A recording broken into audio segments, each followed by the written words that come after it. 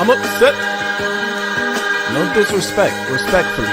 But disrespectfully is disrespect. Don't be disrespectful. Those vile, disgusting Spartans. Poor little bro, man. And I'm gonna tell him why I'm mad. That vile, disgusting cesspool in Columbus. The other state, and of course, as always, I'm upset. Good evening, good people. It is I, the Maize Mad Man. I'm here with my guy, the Maniac. We got a great show lined up for you today. We got a very special guest, Oklahoma fan, but a college football fan more than that. My guy, Jason Watkins of Hall of Fame College Football. Jason, how you feeling? Man, I'm feeling good, man. Thanks for having me on the show. I'm excited. I've been watching you guys for a while now, so I'm glad to get to come on with you. Absolutely, man. I wish I could say the same. Now, I'm not, by the way, I'm glad to be here. I'm glad that I was on your show too. It was a good time. I'm talking about watching you though. I just recently started watching you over the last couple of weeks, maybe the last week or so, because I saw you actually on the Really Flawed channel, right? So that was my introduction to you, but I was like, man, it's a great opportunity. And after that, I checked out the channel. I was like, man, this is just a really good channel, period. You've done a great job over there, man. And it's an honor to have you here. So we are excited about it. Obviously, though, you are a Sooner fan, right? I don't know what's going on with. There you go. My mouse. There we go. All right. Spotlight like that. We gotta put you in the big chair. I got a face for radio, bro, and you got me all big up in this. I got a face for radio. But no, man. Being a Sooners fan, you've been witness to some great quarterback play, some national championships over the years here, right? It's been a pretty decent time for you to be a Sooner fan in this day and age. Well, the last few years have been rough, but I mean, they hadn't won anything natty since 2000, so it's been a while. You know what I mean? It's been a while, but I think that you look at this team and this is year 4. I was kind of telling you guys off stage, this is year 4, so you're kind of looking at it in terms of, okay, yeah, this is when you have your program now set in place, the talent that you've been recruiting. Brent Venables, if nothing else, has done a fantastic job of loading the cupboard up in the places that you probably needed to have it loaded in order to play well and compete in the SEC. So excited about where their opportunities are. I mean, I think this is an opportunity game big time for OU to get to play against some big boy talent on the other side of the ball. So I love it. I think it's going to be a lot of fun, and we're looking forward to the game. But yeah, I don't know. You haven't been. It's not. The standard is the standard at Oklahoma, and you guys probably say the same kind of stuff at Michigan. Definitely. The standard is the standard. The standard is go win some national championships, man. Right. And after last year, it was kind of a tough pill to swallow. I think you had some bad things happen to the team as far as injuries were concerned and stuff like that, and then some poor coaching as far as your offense was concerned as well. That kind of turned what could have been a pretty good season into not anything that you're okay with. So we'll see. Absolutely not. Horrible season. Go ahead, Maniac. Yeah. No, man. So let's jump right into it, man. Jason, Saturday, your Sooners opened up at home against Illinois State, man. What was your thoughts on their performance? And of course, what was your thoughts on John Mateer's performance? Love John Mateer's performance, man. Looked really good. He goes out and breaks a debut record for OU in passing yards, and he almost 400 yards, had 3 touchdowns. The interception he threw out really didn't bother me because it felt like to me that he threw it behind that receiver, so he didn't get him killed. So he was placing the ball really well. I think that was the one thing. You got to look at it as what it is. You're playing an FCS program. They're a good FCS program, but it's still an FCS program, So you're supposed to go and blow them out. You know what I mean? And so I think a lot of people were kind of concerned about they didn't really put it on them as early as you would have expected them to, played everybody. I kind of, now looking back at it, I think they were using it as a tune-up. They wanted him to play as much as they could get him to play. So overall, I think they looked pretty good. I think there's some places they definitely got to be better at. A lot of it was vanilla, so I don't know that you can really judge a whole lot of any of it other than just I think that you looking at Mateer, he did the things that you wanted to see from him as a quarterback coming into his third year with the system and having his coordinator. He was at Washington State with Ben Arbuckle, so he's used to this system. He's obviously advanced in it, and he made some advanced throws, throwing to spots instead of players, it felt like to me. So I was excited about that stuff. In the end, I think you better be getting better from week to week. And there were some things, run blocking could have been a lot better. I think that run fits probably could have been a little better on the other side. They gave up a few long ones, but overall, I think the defense is fantastic. The secondary looks good. The defensive line's super deep. That's where I think they're going to hang their hat on that this year. So that's where I know that this week is a big test for OU. Yeah. And I think, as much as, we are going to probably be at odds, especially our respective fan bases. And shout out to you brought the Sooners with you. I see a bunch of Sooner fans in the chat. Shout out to them. Yeah, they're awesome. My audience is very hey man, they make sure that they're here everywhere I go. So I appreciate that. Absolutely, man. By the way, Michigan fans, we can't take the L in the chat either. Make your presence known. All right. But anyway, let's get to it. There are, as much as, like I said, we're going to be at odds at some point in talking about the game or whatever, but there are a lot of similarities with both of these teams, right? Bryce being a freshman quarterback, but still a first time under this offensive coordinator and under this head coach, rather, and this team. And Mateer does have his offensive coordinator, but he is, new to Oklahoma. So they got that. Both defensive lines, I think, are very deep, which is another area that I think these two teams are similar. But let's talk about where I think they differ the most. One of the strong suits that you brought up is your team's secondary. You think that they're pretty strong back there, and no disrespect to our secondary, because I think our safety play is strong. It's on the outside that I have the most worry. And that's where I think that Michigan can run into some problems. What do you think about that? Yeah, I mean, I think that the biggest problem last year was a lack of receivers. You had 6 guys, your top 6 guys by the end of the year weren't in, right. and that started basically from week 1. So it was, it was a long season when it came to that. You had a bunch of brand new guys in the games, and they were having to learn on the fly. And again, it was bad. It was bad as far as the scheme and everything else was concerned. But in that, you've turned over that entire room and then some. So they've added and just continued to add guys that are playmakers at wide receiver. There's even a couple of freshmen that we really like heading into the future. You may end up seeing a little bit of one of them here this week. You never know. But I think you go out and get a guy like Keontez Lewis, who had a big game last week. Deion Burks comes back healthy this year. The hope is that he stays healthy, but these are 2 game breaker kind of receivers. And then you've got Isaiah Sategna as well. Also he played at Arkansas last year.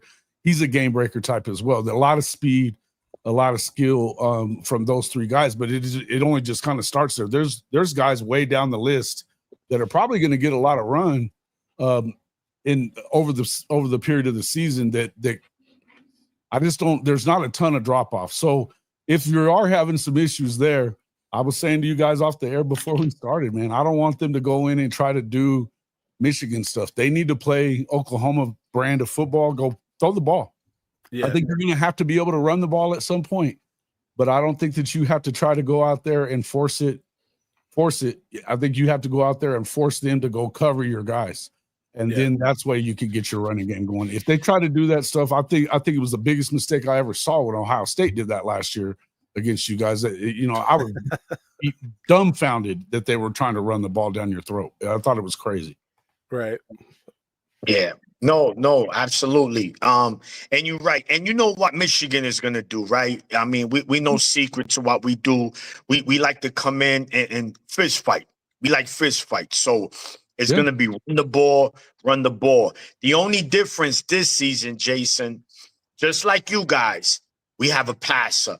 Although we know Bryce is a freshman and he's going to struggle. That's just normal stuff for any true freshman to go through, especially in the college level, playing at this kind of level.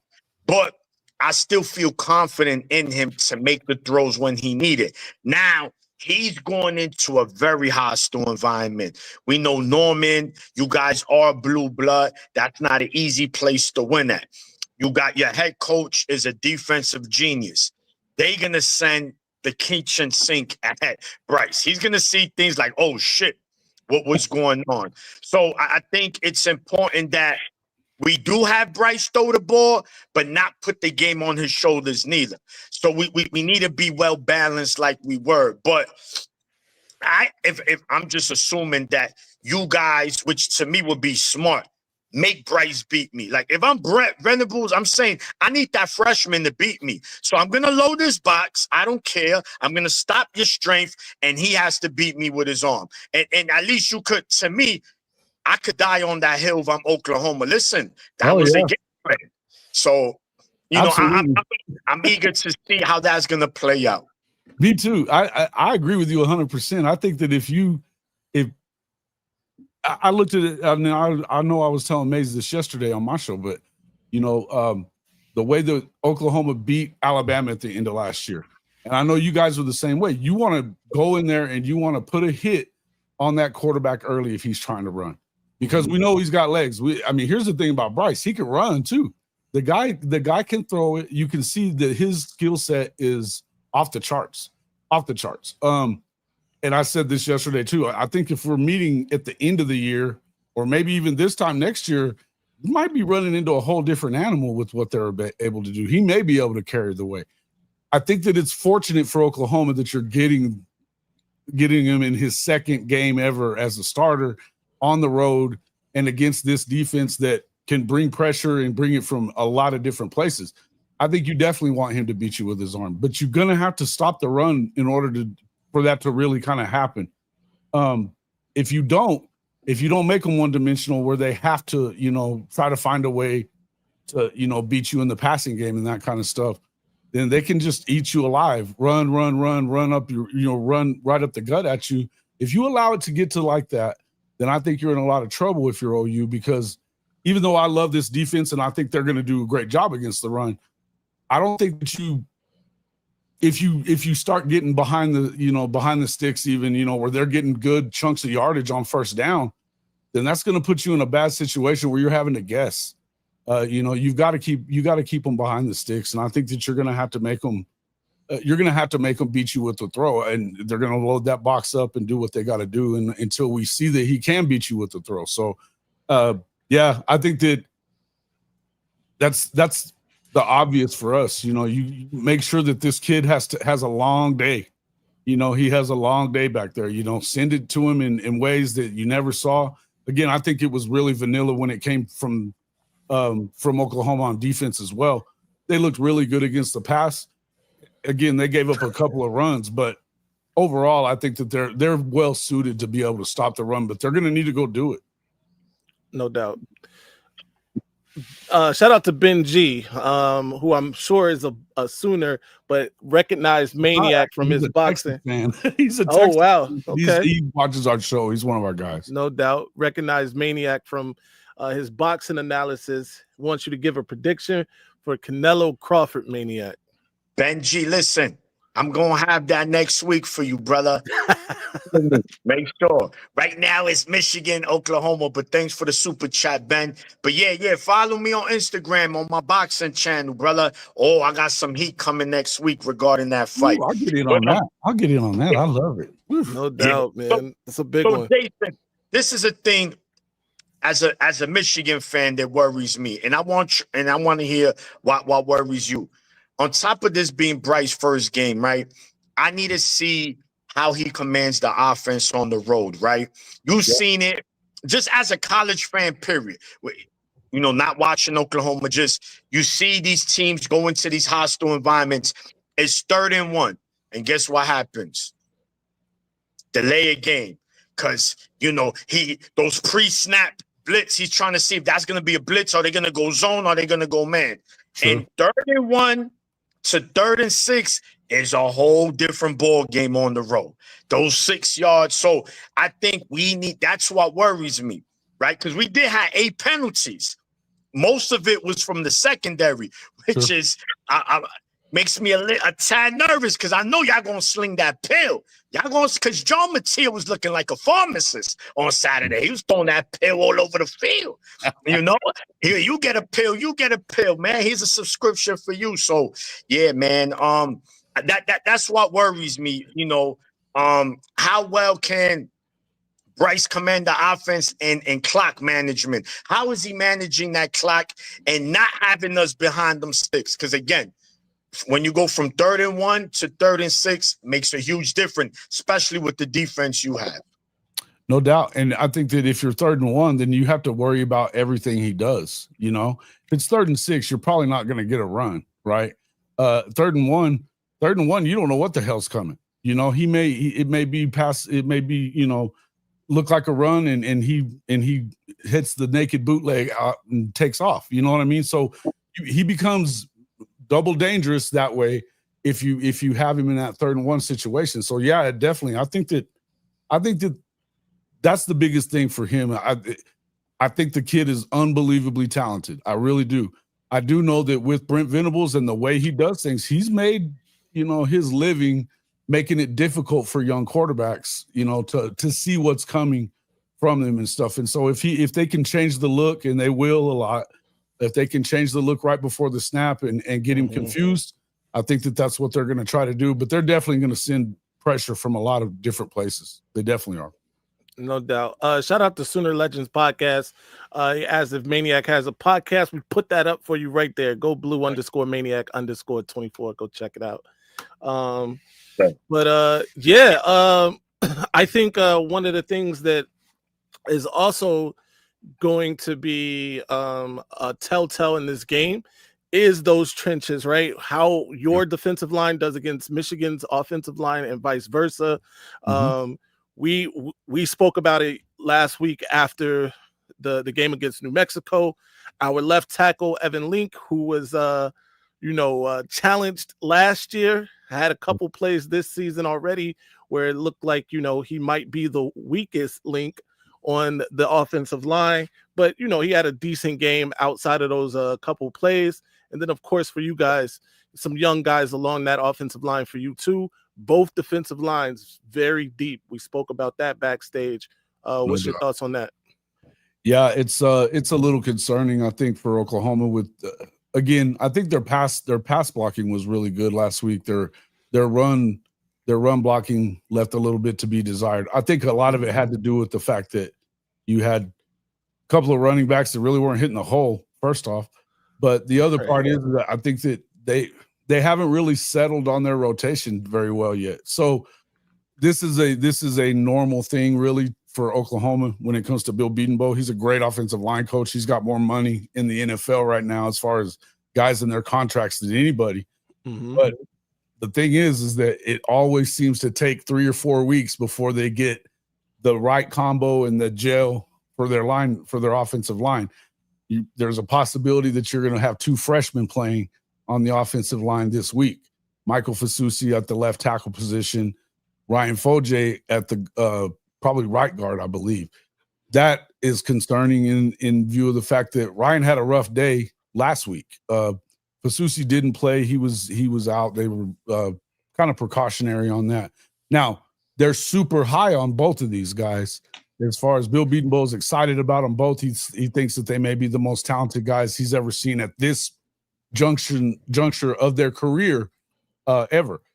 That being said, they're still freshmen, man, and you've got guys that have on the other side of the line that are, they've been playing a lot of football, whether they were starters or not. There's a lot of depth there, and they're going to know how to do some things that are going to kind of put you on skates as a lineman. So that's a little bit of a concern. I think that's where you really want to kind of stick to. That's where I was saying I know that we as a fan base really want to see this running game take off. I don't know that this is the week for that.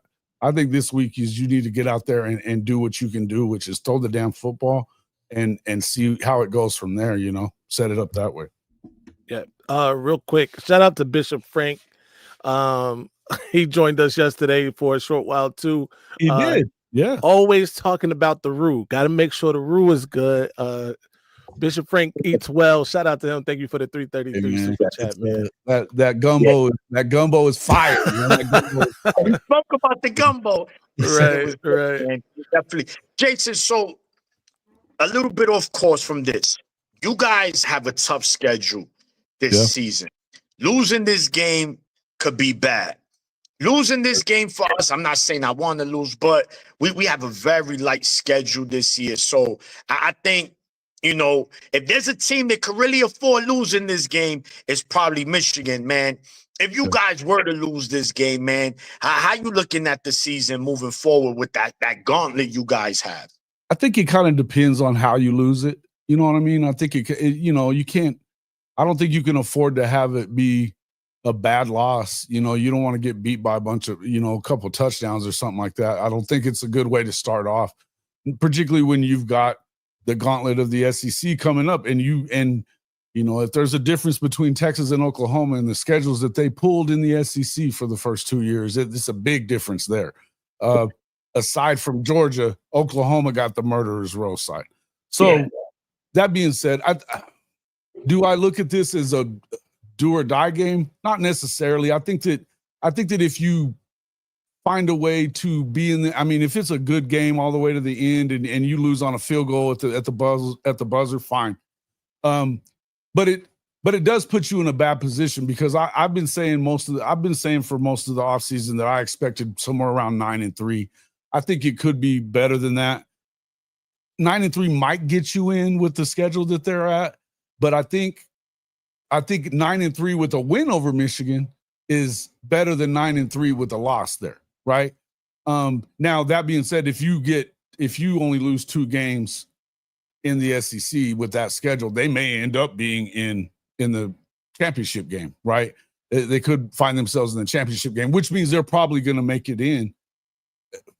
Well, maybe not though. You never know. I don't know what it's kind of weird how it's going to be, but I think that I don't know that it's do or die, but I think it makes it a slippery slope for you. And I think more than anything, we look at this as an important game for Oklahoma to win because you've lost a lot of these games that are, close nature, tough games that you felt like you had a good chance going into it, and then you didn't get it done. And so just for the psyche of Oklahoma, not even the fan base is going to be crazy if they lose this game, just so you know, they'll lose their shit. But look, I'm not saying I'm going to be that far behind, but I would tell you that it'll be meltdown city when it comes to the fan base. I try to keep it in perspective as much as I can, and that college football is a weird game, man. You can lose games that you don't expect to lose sometimes. You can, and especially when you go up against quality programs like Michigan. Can you really sit here and say without unequivocally that Oklahoma's got to win? Man, I'd love to see them do it, but I got to still see them do it. So these are the reasons that I'm not going crazy and predicting 11-1, 10-2 or anything like that with OU. And I love this team. It's because I got to see them do that shit, against a schedule like this. So to me, I'm not one of those guys that's going to sit here and just blow sunshine. I'm not doing it. I think it's an important win for OU to go out and find a way to get it done. You're at home. You have advantages with being at home, playing against a young quarterback. Go take advantage of that and get it done. If not, then we still are waiting to see them reach what we think is their potential, and that's what I think is the most important part. The schedule part's going to play itself out, but I think that it's not great for your psyche if you lose this game at home when you feel like you should win it.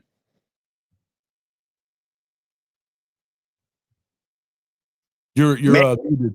You muted. You muted. Shout out, my bad. Shout out to Readings by Dom. He's our resident good fella. He says, who would Jason pick? Marcus Dupree or Billy Sims if he had to pick one? Oh, Lord have mercy. Billy Sims had a great career at Oklahoma. He had a great career. Yeah. Marcus Dupree, it was short. You know what I mean? I think talent-wise, Marcus was that dude. I mean, I've had him on the show before, actually. It was great. Love getting a chance to talk to him. He's actually related to one of the guys that works with us quite a bit, Marcus Dent. So we, I mean, but it's Billy Sims, bro. The guy won the Heisman. The guy, you know, he was great at Oklahoma. He's all-time, I think he's the all-time leader in rushing yards. So, yeah, I mean, it's nothing against Marcus Dupree because he was that dude, but we only saw a small sample size of him. I think it's Billy. Yeah, absolutely. No doubt. No, so you mentioned something. You mentioned if we lose by a field goal, and I'm glad you brought that up because my next question is special teams, right? We have Dominic Savada, should have won the Lou Groza Award last season. I mean, this guy was like 10% from 50 plus. This guy just has a monster leg. He's got a boot, bro. He does. He's got a boot. Yeah. I mean, what's your confidence level on your kicker, right? Because last week we fumbled a kick return and we muffed a punt. Luckily, we was able to recover that muff punt, but we weren't able to recover the kickoff fumble. So, I mean, what's your thoughts on your special teams?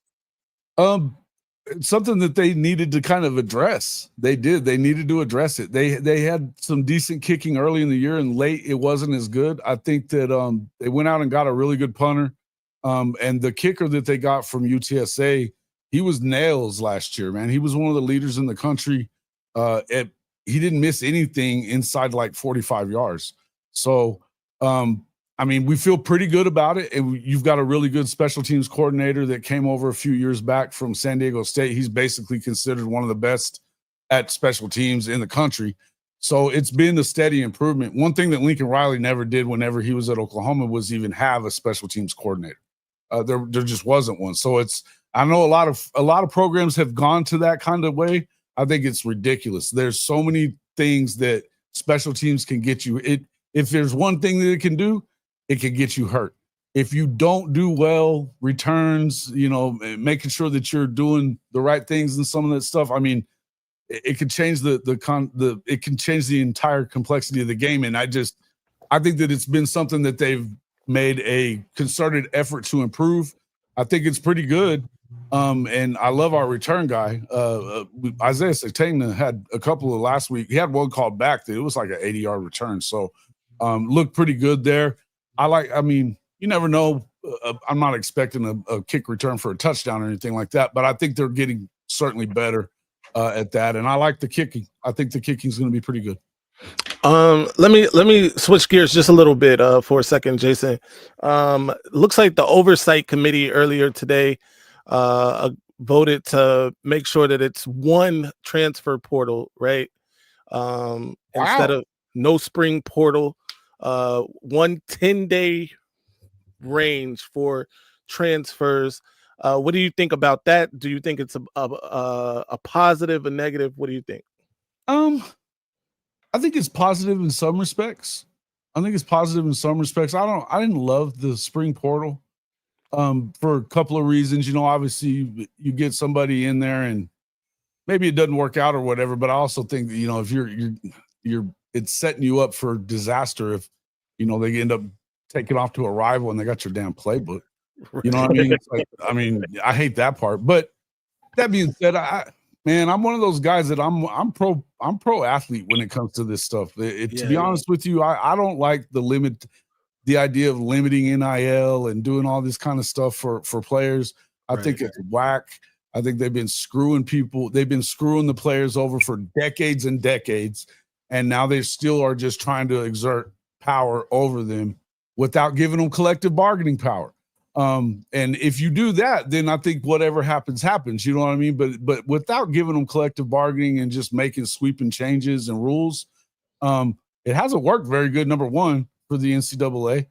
and the oversight committee, whatever you want to call it. I'm not sure that this one holds up for very long either. I think it just depends on if it goes to court, because every time it goes to court, the NCAA has been getting their teeth kicked in. So I don't know that I expect that this to really hang or not. Look, I'm definitely for one portal. Overall, I think I'm definitely for one portal, but I do think, again, I think collectively bargain for the shit, man. You know what I mean? And like, if we're gonna do that, if we're gonna do that, let's wait till the whole season's over. What I don't like is, if you get out of the playoff, then now the portal is open for you for an extra 5 days or whatever it is. I don't know. Right. But that means it's open for the rest of the country to pilfer your players too for that amount of time. So it feels like to me you're getting playoff teams are kind of getting screwed over. Think about what happened to Alabama.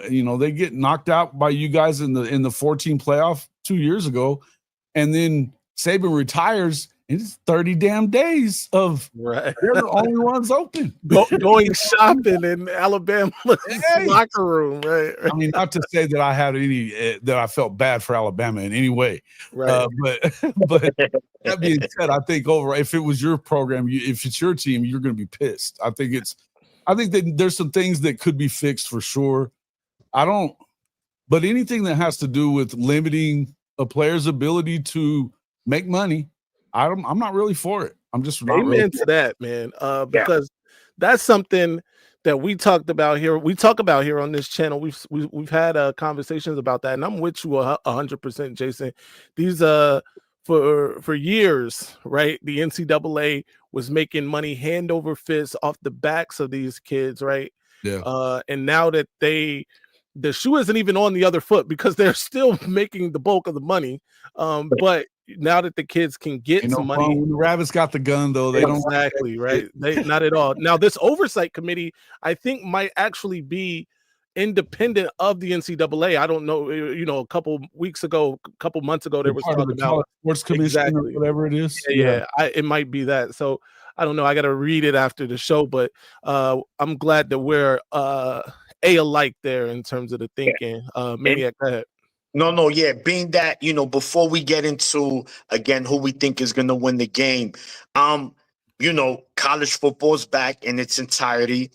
What other teams were you impressed with Saturday, Jason, and which games did you get to watch, man? Because, Saturday we had some good games, man. Were you shocked about that Florida State-Bama game? A little bit, man. I expected Bama to bounce back because they still have the most talented roster. Yes. The shocking thing for me about the loss, I mean, you can see, it's Florida State. It's not like they're a bunch of bums. Exactly. But the way they lost was shocking to me. The lack of hustle, the lack of toughness. Man, you're going to let a guy like Castellanos talk that shit all summer and then just come out there and do exactly what he said he was going to do. I think there's a pride problem going on in Tuscaloosa right now. It's a little concerning. Right. There's a pride problem. I don't know. What was your thoughts on that Clemson LSU game? LSU being a team from your conference who looks like they might be a problem. Scary problem. Yeah, they are. I believe that they were going to be one of the good teams. I'm not a huge BK fan. Not a huge BK fan. He's kind of an ass. But I'm not a Dabo fan either, to be honest with you. So either way, it is what it is. But I tell you what, kind of the same. I mean, he was talking a lot of shit, talking about Death Valley Jr. and stuff like that, and they let him out of there like that. Right. I was definitely impressed with Nussmeier. He had a great game. No turnovers, leadership out there, and it could have been a lot worse than what it was. I think they could have blown their asses out. A couple of little things here and there, and things are different. But that LSU team, that defense, that's been their biggest issue to me over the last few years. That defense has been god awful. It looks different now, and we know they're going to put up numbers on the as far as offense is concerned. They're going to get yards and points. With the defense, it's scary. Definitely scary. Definitely. And then, we of would be course, remiss without this game here, right? One of us was going to be very happy with the outcome of this game, regardless. Unfortunately for us, it was you. We'll Broke my talk heart, about let me it. tell you. Broke my heart. as a matter of fact, tell me, what's your thoughts on Arch Manning, man? Hold on, before you do, we got to tell you ours. Bonafide scrub. He can't play. Because what was that? I don't think Crazy. it was all Arch's fault, really. To be honest Okay. with you, I don't think it's all Arch's fault. I thought that game plan was god awful. It was. Yeah. I thought it was god awful. And for all the love that Steve Sarkisian gets for being this mastermind on offense, what the fuck is going on when you're inside the red zone? Bro. What's going on? And pardon my language, but damn. No. He might be the worst red zone play caller in the history of the sport, bro. It's bad. It's very bad. Yeah, I mean, it's bad. I don't think that, and let me just say, I don't think Arch looked good either. But Right. I don't think he's put him in great positions throughout the day. It just didn't seem like they were on the same page. To me, Ohio State, I mean, look, it's one thing to have Jeremiah Smith and that receiving quarterback, but they have a new quarterback as well. They had some new offensive linemen. They had a new defensive front, and they're not super deep. And for whatever reason, he isn't trying to soften them up a little bit and kind of shorten the game and keep those guys on the field. It was a lot of weird stuff to me. I think that Arch missed some open guys that were there that, he just didn't see them for whatever reason. I think he was definitely a little nervous and stuff, but I'm not one of these Steve Sarkisian, and it's not just because he's at Texas. I'm telling you that the guy has been a head coach for 12 years and he's won 10 games or more twice. And he was the coach at USC, Washington, and now Texas. Right. Don't tell me how great this guy is as a head coach, because I haven't seen it yet. That's fair. They don't beat teams that are equally matched with them very often. They beat Alabama 2 years ago, and then they beat you guys last year, but I don't know how equally matched that game was. Oklahoma beating Oklahoma last year, that wasn't an evenly matched game. They were trashed last year. It was bad. So you go up against Georgia twice, you get thumped. They had chances against Ohio State in the playoff and gagged it away there too. Again, on the 2-yard line. Wow. Again, right. So, they had chances in this game Saturday. I'm telling you, and I mean, really, I didn't know if that was actually a touchdown. I mean, hell, we don't know what a catch is anymore in the game. But I don't really know that was a touchdown. But then the other one where he hit the tight end, that's a great play by the tight end, but he was in double coverage. Mm-hmm. You know what I mean? It could have been bad as well. I don't think it was a great showing, but I've also been one of the people that is not on the Texas hype train. I'm not. Yeah. They've lost 25 guys to the draft in 2 years. Sorry, I get it. They have some great talent. I think that Arch is going to be fine. He's going to be a really good quarterback moving forward. I think he's going to go through his first year growing pains though too. I just do. When it comes to their defense, love Colin Simmons. Didn't see much out of him against Ohio State. Yeah. Didn't see much out of him. I love Anthony Hill. I think that Michael Taff is really good as well. And then they've got some, Ethan Burke or whatever. They've got some guys. Yeah. Yeah. They're not as loaded everywhere as they're acting like they are with guys that have played football and have, gone through all of this. Are they talented? Of course. But I've been saying 8-4 since before the season. And listen, you sound this is great. It's like a mirror match we're having here, because you sound like us talking about Ohio State, by the way. When we have to, unfortunately talk about those guys. Shout out to Ben, though, who didn't necessarily like us going after Arch and Sark. But bro, you got to admit, man, your coach in the red zone is a dumpster fire, to say the least, bro. I don't know what's going on with my man in the red zone. So, Jason, have you ever been to one of the Red River games? Yeah, 5 of them. Yeah, 5 of them. Wow. Very nice. So I heard, I was told that I think the day before or the weekend is like a big carnival that goes on. But there's It's something. at the state fair. It's at the Texas State Fair. So the Cotton Bowl sits inside the fairgrounds in Dallas there. So they've been having it at the Texas State Fair forever. I mean, and to the point, like last year, I mean, the Cotton Bowl is a dump. Now they've apparently gotten finished with their renovations. I hope that they have anyway, because it's brutal. They ran out of water, and it's so hard to get in, and it's still hot as hell at that time, because you don't play nighttime games because the fairgrounds are kind of in the hood, so you don't want to be down there at night. Right. But they've been playing at 11 or like 2:30 or something like that. 2:30 was last year, and that was even hotter. Yeah, it's always hot. It's just tough. I mean, I think it'd be cool if they could ever do night games, but they're always going to do it during the day, either at 11 or 2:30. It's a fun game, man. It's a fun game to be a part of. I always say, you know, I guarantee, I mean, obviously the game between you guys and Ohio State, huge rivalry. Yeah. But we look at Texas, Oklahoma is right on that level. You know, we do. It's right on that as far as hatred is concerned and everything else. I mean, listen, it's Iron Bowl, you know, the game, Oklahoma, Texas. There's no love lost there. None. Right.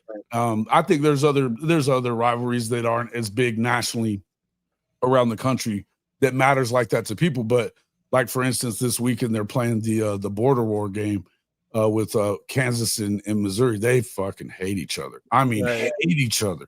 Right. But there's a large contingent of people that all around the country that are going to tune into the Red River game, just like they will you guys in Ohio State. That's a fact. A lot of fun to be a part of, man. It's a lot of fun to be a part of. Another show we did, Maniac, during the off season was ranking blue bloods, right? And I think the consensus, at least amongst most of the people, was that Oklahoma over Texas as a blue blood program. What do you think about that? I'm sure you agree, but yeah, I agree. We got more Heisman, we got more Madden. You know, I mean, they lean on this overall record shit. Hell, when the football was a medicine ball when they were beating up on everybody back then in the day, you know, they hadn't even integrated the sport when they were dominating Oklahoma. So go back to the 70s whenever they finally did integrate. And it's been since then. Oklahoma about to trigger Maniac.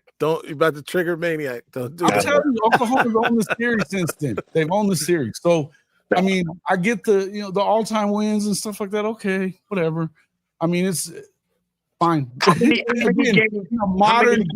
the modern day, Oklahoma owns them. Oklahoma has 50 conference championships. They have like 30 something. Oklahoma in the Big 12 won 14 conference championships. They won 4. It's not really that hard, you know. Right. It's not. That's impressive. Yeah. No, definitely. Oklahoma's just been a team that just came up short. I remember that the Rose Bowl versus Georgia. Man, what a game! I thought you guys was gonna blow them off the field, man. I made me cry, bro. I know. Did you try to make me cry? I was there. For that was tough for me to watch, and I'm not. You know, I'm a Michigan fan, but because I was never a fan of the SEC, right? You guys was in the Big 12 at the time. I mean, now you're part of the SEC, but the way y'all was just dominating Georgia, and that Georgia team should have beaten Alabama. They blew that game, actually. That was the game where Tua won it on the last play to Smith. But listen, man, let's get to the nitty-gritty. Right. Saturday. Come to that time. Right. Come to that time. College game day is going to be there. Game of the week, Norman, Oklahoma, prime time. Fun stuff. Jason, talk to us. Who wins? Oklahoma, Michigan, and how?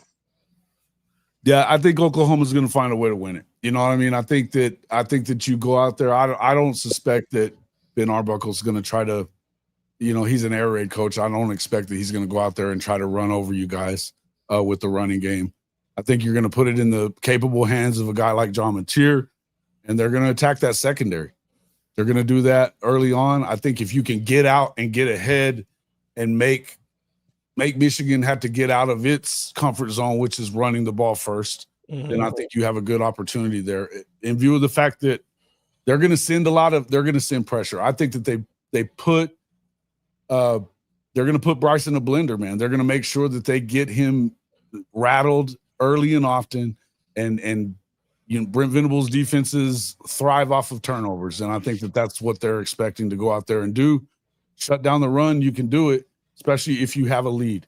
If you get them in a situation where now they have to throw, that's when I feel like you're going to find your way to turn them over. It could turn it into kind of lopsided. I think it's close for a while at least, but I've been picking somewhere in the neighborhood of about a 2-touchdown win. Okay. Maniac. No, of course. Maniac. Go ahead. What do you think? That's just why we have you here. No, we want you to be honest. Of course. Again, man, I did my pregame for this game. I said it on Monday on our show. And I'm gonna say it again, man. Until I see it, I'm going Oklahoma. Think about 24-20-ish. I think it'll be close. As long as if we could get some material, then we could win. But I just think it's a little too early for this team. I think Bryce might get a little shell shock in this game. I think he's still gonna make plays because he's just talented, but I don't think enough to win the game yet. But this will be a phenomenal learning experience for him to go there. When we go to Lincoln, to play the Cornhuskers, when we go to USC, I think this game against Oklahoma is going to pay a lot of dividends, and I think he'll play much better. But for now, I'm going the Sooners. I know my fellow Michigan fans, I don't like it, but 24-20 Oklahoma. You're getting booed in the chat. I know. I love my fans, though. I love y'all. No doubt. I be mad at y'all right now, man. They're supposed to. They're pissed off, and they're about to get even madder. All right. So look, I was on your channel a couple days ago on my lunch break. Yesterday, I believe, on my lunch break. Yeah. And I gave my prediction. I'm not going to sway from that. I do think that it's early in the season. I think this is the time to get Bryce if you're going to get him. And I think Oklahoma has a strong defense. Venables is going to throw some things at Bryce that he hasn't seen on his level in high school, and certainly didn't see last week against New Mexico. And it's a different caliber of athlete out there as well that's going to be getting after him. So I got Oklahoma winning this game 31-21, final score for me. I also think that, the keys to victory for Michigan, if Michigan is to win the game, are obviously to establish the run game. If Michigan can get in the area of 200 yards rushing, then I think they have a chance. Oh, that's trouble. That's true. If they do that, that's deep. Yeah, absolutely. And limiting turnovers. If Bryce gets out of this game without throwing an interception, I'm going to be impressed.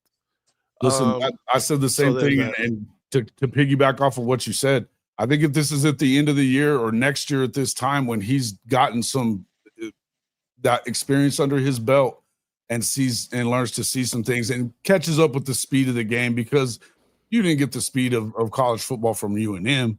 You know what I mean? I think they're okay, but they're not okay, man. Come on. UNM's not very good.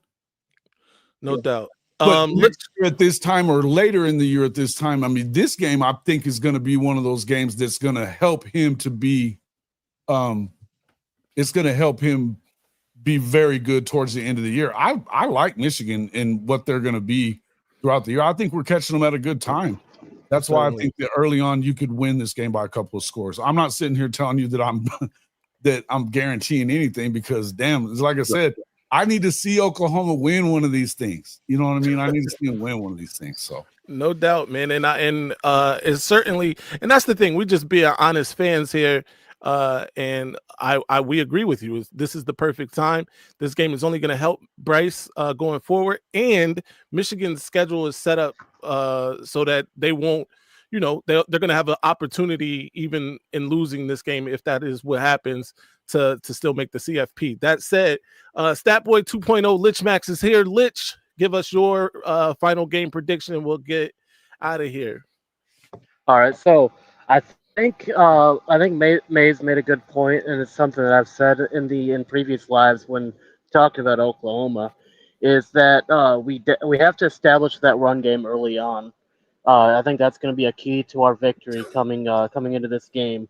If we can get that run game established to make them thinking about it the entire game, I think that's going to get mess with them a little bit and allow us to get some shots out over the top that we normally wouldn't get, because y'all do have a great secondary when it comes to limiting yards downfield.